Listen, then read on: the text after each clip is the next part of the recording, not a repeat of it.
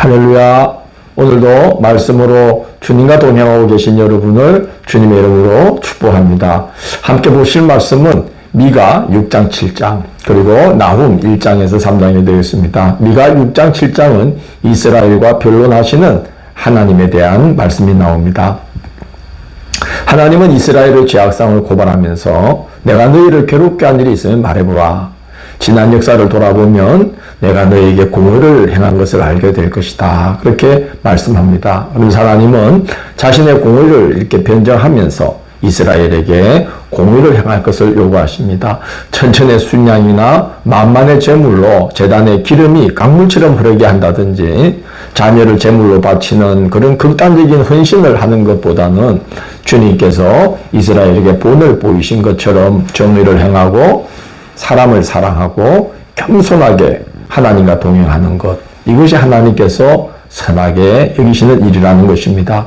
이스라엘의 불의를 고발하면서 그 대가를 치르게 될 것이라고 말씀합니다. 악행으로 이런 것들이 절대로 포기되지 못한다는 겁니다. 6장 13절을 보면 네가 먹어도 배부르지 못하고 항상 속이 빌 것이며 네가 감추어도 보존되지 못하겠고 보존된 것은 내가 칼에 붙일 것이며 라고 말씀합니다. 그리고 이런 재앙보다 더 무서운 것은 사람들이 악해져서 사람이 재앙이 되는 그런 상태에 이르게 된다는 것입니다. 7장 4절을 보면 그들의 가장 선한 자라도 가시 같고 가장 정직한 자라도 찔레 울타리보다 더하도다. 그렇게 말씀하고 있으며 7장 6절을 보면 사람의 원수가 곧 자기의 집안 사람이로다. 이렇게 말씀합니다.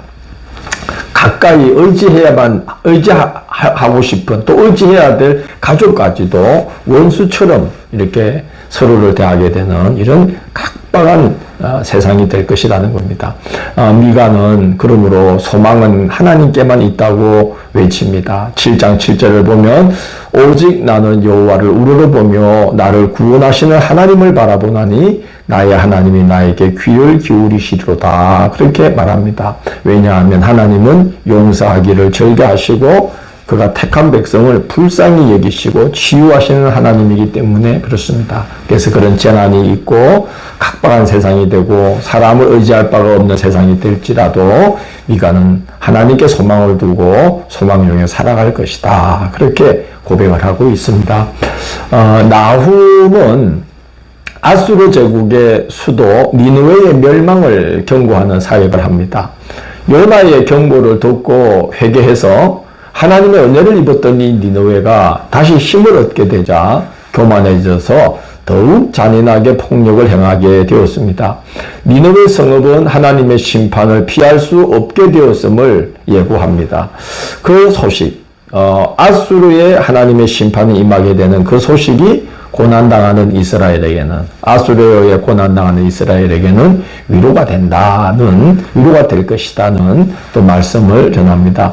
요나가 니느웨에 예언한 후 70년이 지난 때에 이제 아수르가 상당히 강성해져 있을 때인데, 그리고 이제 얼마 지나지 않아 갑작스럽게 멸망을 하게 됩니다. 바로 그때에 이제 요나의 예언 활동 이후 한 70년이 지난 그때에 갑작스러운 멸망을 앞둔 시기에 나훔의 경고가 니느웨에게 주어집니다. 그게 나훔서가 되겠습니다. 요나는 하나님에 대해서 은혜롭고 자비로우며 노하기를 더디하시고 인애가 크셔서 뜻을 돌이켜 재앙을 내리지 아니하시는 하나님이다라고 하나님의 그 자비로운 면모를 이제 말한 반면에 나훔은 하나님의 심판자로서의 면모를 부각시키면서 예언을 시작합니다. 1장 2절 3절을 보면 여호와는 질투하시며 보복하시는 하나님이시라. 자기를 대적하는 자에게 진노를 품으시며 벌받을 자를 결코 버려두지 아니하시느니라. 이렇게 하나님의 그 심판자의 면모를 말하면서 예언을 시작합니다. 이제 곧 아수르 제국은 하나님의 그런 면모를 직면하게 될 것을 암시하는 그런 선언이죠. 아수르 제국은 끝장날 것이라고 경고합니다. 1장 12절을 보면 그들이 비록 강하고 많을지라도 반드시 멸절을 당하리니 그가 없어지리라고 말을 합니다. 1장 14절을 보면 네 이름이 다시는 전파되지 않을 것이라고까지 그 경고를 합니다. 그가 경고한 대로 아수르는 멸절당합니다. 2장 1절을 보면 파괴하는 자가 너를 치러 올라왔나니라고 이제 말하죠. 바벨론의 나보폴라살 왕과 메대의 카카레스 왕이 연합군을 형성해서 니느웨를 공격합니다. 얼마나 심하게 파괴했는지 1845년 헨리 레이어드라는 고고학자에 의해서 성읍의 터가 발굴되기까지는 어떤 흔적조차 발견할 수가 없어서 아마 니느웨는 성경에만 나오는 가상의 성읍이 아닐까 하고 사람들이 의심할 정도로 심하게 파괴된 후에 오랜 세월 동안 땅속에 이렇게 묻혀 있게 되었던 것입니다. 하나님의 권세는 두렵죠.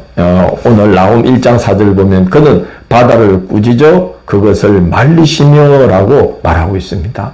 하나님은 그처럼 강대한 제국을 순식간에 무너뜨려서 땅속 깊은 곳에 이렇게 묻혀 있도록 매장시키는 일을 하셨는데 그 정도는 하나님께서 간단히 행하실 정도로 하나님의 권능은 엄청난 것이죠. 2장 3절에서 5절은 이제 강력한 무기로 무장한 바벨론이 신속히 아수르 제국을 점령해가는 모습을 그리고 있습니다.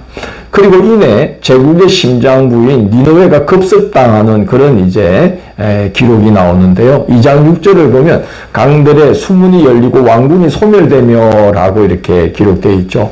1장 8절에서도 니느웨 멸망의 결정타가 무엇인지를 암시하는 그런 경고를 하는데요. 그가 범람하는 물로 그곳을 진멸하시고 라고 기록되어 있습니다. 이건 역사적인 사실로 이제 그 모습이 나타나게 됩니다. 니느웨 성읍 외곽에 강물을 조절하는 수문이 여러 개 있었습니다. 니느웨 성읍은 티그리스 강 곁에 있었죠.